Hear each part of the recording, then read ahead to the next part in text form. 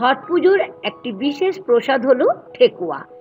আজ আমরা বাড়িতে বানিয়ে নেব ভীষণই স্বাস্থ্যকরভাবে খাস্তা ঠেকুয়া, ছট পুজোর একটি বিশেষ প্রসাদ।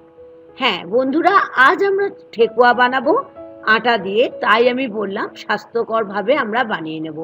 তাহলে চলুন শিখে নিই ছট পুজোর একটি বিশেষ প্রসাদ ঠেকুয়া কিভাবে বাড়িতে বানাবো। আমি এর জন্য নিয়ে নিচ্ছি একটা বোল, তাতে নিয়ে নিচ্ছি বড় কাপের 2 কাপ আটা। আপনারা এখানে 1 কাপ আটা আর 1 কাপ ময়দা দিয়েও করতে পারেন, তবে আজকে আমি বানাচ্ছি সম্পূর্ণটাই আটা দিয়ে। নিয়ে নিলাম হাফ কাপ চিনি, যে কাপ মেপে আপনারা আটা বা ময়দা নেবেন সেই কাপ মেপে নিয়ে নেবেন চিনি। নিয়ে নিচ্ছি 1/4 কাপ ড্রাই কোকোনাট, মানে যেটাকে আমরা বলি ডেসিকেটেড কোকোনাট। আপনারা এটা বাজারে এখন গেলেই পেয়ে যাবেন, তা না হলে শুকনো নারকেলকে গ্রেট করেও করা যেতে পারে। নিয়েছি বড় চামচের 1 চামচ মৌরি গুঁড়ো। মৌরির গুঁড়োটা সম্পূর্ণ অপশনাল, মৌরি গুঁড়োটা দিলে খেতে ঠেকুয়া কিন্তু ভীষণই ভালো লাগবে। নিয়ে নিলাম ছোট চামচের 1 চামচ এলাচের পাউডার, যেটা আমি আগের থেকে গুঁড়ো করে রেখেছিলাম। এখন নিয়ে নিচ্ছি 1/4 কাপ ঘি। ঠেকুয়া বানাতে গেলে বন্ধুরা ঘিটা অবশ্যই লাগবে। একটা অনুরোধ থাকলো আপনাদের কাছে, তেল কিন্তু এখানে ব্যবহার করবেন না। নিয়েছি এখানে 1 কাপের মতো জল, কিন্তু প্রথমেই আমি জল ব্যবহার করব না। দেখে নিন কিভাবে ঠেকুয়ার আটা আমি মেখে নিচ্ছি। সমস্ত কিছু মিশ্রণের সঙ্গে আটাটাকে খুব ভালো করে আমাদের মিশিয়ে নিতে হবে।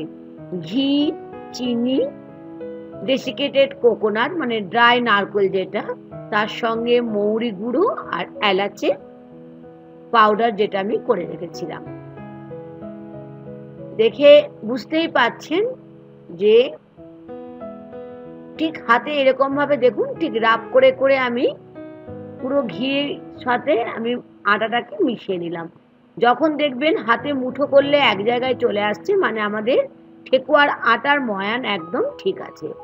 এখন যে জলটা নিয়েছি সেই জলটা কিন্তু একেবারে ঢালা চলবে না, অল্প অল্প করে আমাদের ঠেকুয়ার আটার ডো মেখে নিতে হবে।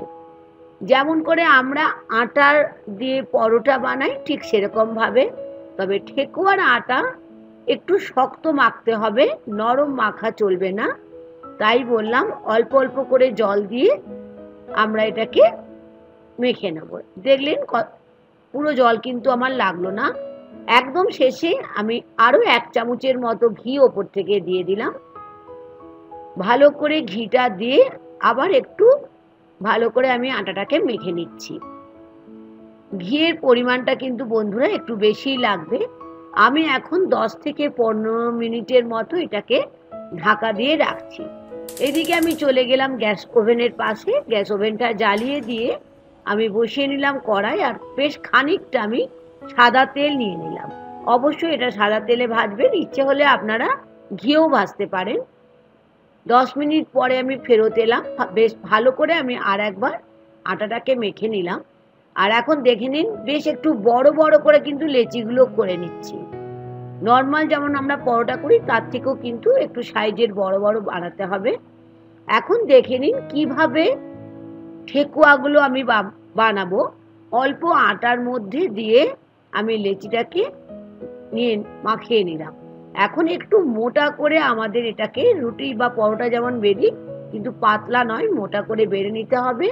নিচে একটা ছোট্ট গ্লাস, যেটা আমি দেখুন গোল গোল করে এমনি ভাবে আমি কেটে নিচ্ছি, কারণ আমি এখানে কোনো ঠেকুয়ার ছাঁচ মানে মোল্ড নিইনি। এক্সট্রা পার্টটা দেখুন ঠিক এরকম ভাবে আস্তে আস্তে আমি বের করে দিলাম। যদি আপনাদের কাছে ঠেকুয়ার মোল্ড বা ছাঁচ থাকে অবশ্যই সেটা ব্যবহার করতে পারেন। এক্সট্রা আটাটা দেখুন বের করে আমি দেখিয়ে দিচ্ছি আর একটা শেপ কিভাবে বানানো যায়। প্রথমে আমি দেখালাম গোল গোল শেপে, আর এটা দেখাচ্ছি দেখুন ঠিক প্রথমে এটাকে নিয়ে ঠিক বেলনা করে দেখুন এমনি লম্বা করে আমি একটু বেড়ে নিচ্ছি। তারপর হাত দিয়ে একটা পাতার মতো শেপ করে নিচ্ছি। যেহেতু আমি আজ মোল্ড দিয়ে বানাচ্ছি না, হাত দিয়ে দুই রকম ভাবে আমি ঠেকুয়া বাড়িতে বানানো আমি শিখিয়ে দিচ্ছি। এখন নিয়েছি একটা ছুরি, আর নিয়ে দেখুন ঠিক এরকম ভাবে পাতাতে যেমন করে ডিজাইন থাকে, যেমন ভাবে পাতার মধ্যে ভেনগুলো থাকে না, ঠিক সেরকম ভাবে আমি ঠেকুয়াটার মধ্যে সুন্দর করে দেখুন ডিজাইন করে দিচ্ছি। একটু সময় লাগবে ঠিকই, তবে খেতে কিন্তু ভীষণ ভালো হয়। দেখুন আমি দেখিয়ে দিচ্ছি, আর দেখতে পাচ্ছেন কতটা মোটা হয়েছে। অবশ্যই বন্ধুরা এটা লক্ষ্য রাখতে হবে, এটা একটা বড় টিপস। আটাটা মাখার পরে যখন বেলবেন, যখন কাটবেন, একটু যেন মোটা হয়। দেখুন গোল যেগুলো করেছি সেগুলোকেও আমি ছুরি দিয়ে এরকম ভাবে সুন্দর করে ডিজাইন করে নিচ্ছি। এরকম ভাবে সমস্ত আটাটাকে গোল গোল করে কেটে ঠিক এরকম ভাবে ঠেকুয়াগুলোকে আমি বানিয়ে নিচ্ছি। বানানো খুবই সহজ, আর খেতে তো ভীষণই ভালো। দেখে নিন, আমি আর একটাও দেখিয়ে দিচ্ছি। ছট পুজোর কিন্তু এটা একটা প্রধান প্রসাদ। আর শুধু ছট পুজো কেন, আপনারা বাড়িতে বানিয়ে কিন্তু এটাকে রাখতে পারেন কৌটোর মধ্যে, পরেও খেতে পারেন। এখন দেখুন আমি কি করলাম, হাত দিয়ে আমি টেম্পারেচারটা দেখে নিলাম। ঠেকুয়ার মেন, যখন ভাজবেন তেলের অবশ্যই টেম্পারেচারটা দেখবেন। যখন দেখবেন হালকা তেলটা গরম হয়েছে তখন দিতে হবে। একটা একটা করে আমি ঠেকুয়া দিয়ে দিচ্ছি গরম তেলের মধ্যে। দেওয়ার সঙ্গে সঙ্গে কিন্তু উল্টানো চলবে না, একটু অপেক্ষা করার পর একটা সাইড উল্টে দিচ্ছি। ফ্লেম বন্ধুরা অবশ্যই লো ফ্লেমে রাখবেন, তা না হলে পুড়ে যেতে পারে। কারণ আমরা যখন ঠেকুয়ার আটা মেখেছি তখন আমরা কি ব্যবহার করেছি, চিনি। চিনি কিন্তু খুব তাড়াতাড়ি ক্যারামেলাইজড হয়ে যায়, সেই জন্য আমাদের হিটটাকে একদম কম করে রাখবে। দেখেছেন কি সুন্দর ব্রাউন কালারের খাস্তা ঠেকুয়া বাড়িতে কোনো রকম মোল ছাড়া বানিয়ে ফেললাম। ঠিক এরকম ভাবে সমস্ত ঠেকুয়াগুলোকে লো ফ্লেমে আমাদের ভেজে নিতে হবে। ঠেকুয়া করতে গেলে কয়েকটা টিপস দিয়ে রাখছি, অবশ্যই মনে রাখবেন। ঠেকুয়ার আটা অবশ্যই খুব শক্ত করে মাখতে হবে।